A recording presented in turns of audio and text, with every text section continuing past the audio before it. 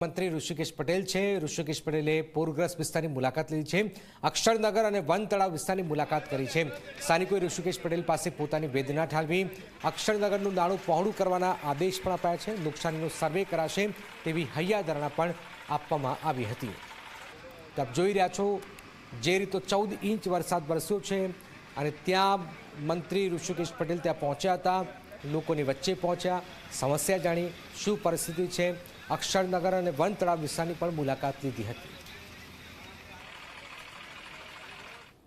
બોરસદમાં 3 કલાકમાં 13 ઇંચ જેટલો વરસાદ પડતા જે પાણી ભરાવાનો જે લો લાઇંગ એરિયા છે એમાં જે પ્રશ્ન ઉદ્ભવ્યો અને લગભગ 200-250 જેટલા મકાનોમાં પાણી પણ ઘૂસી ગયા।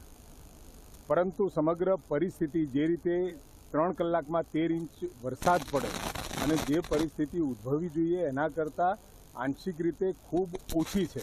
પરંતુ એટલું ચોક્કસ કહીશ કે અત્યારે હું આ જે સ્થળ ઉપર જઈને આવ્યો ત્યાં રેલવેનું જે નાળું છે એ નાળાવાળો જો પ્રશ્ન સોલ્વ થઈ જાય તો ભવિષ્યમાં આવા પ્રશ્નો ઉદ્ભવે નહીં। અને સાથે જે આપણી ડ્રેન છે એ ડ્રેન વચ્ચેના પોર્શનની અંદર જે થોડી અનનોટિફાઈડ છે એ પણ નોટિફાઈડ કરાવવાથી આવતા સમયની અંદર વધારે વરસાદ આવે તો પણ આ પ્રકારના પ્રશ્નો ઉદ્ભવે એમ નથી। અને આખું ગુજરાત અત્યારે બાઢ ચપેટમાં છે, એટલે ખૂબ બધો વરસાદ ભૂતકાળમાં ક્યારેય એક સાથે 14 ઇંચ, 15 ઇંચ, 16 ઇંચ વરસાદ એક સાથે પડ્યો એવું બન્યું નથી। પરંતુ આ વખતે વરસાદની આખી પેટર્ન આપણને સમગ્ર ગુજરાતમાં જોવા મળે છે।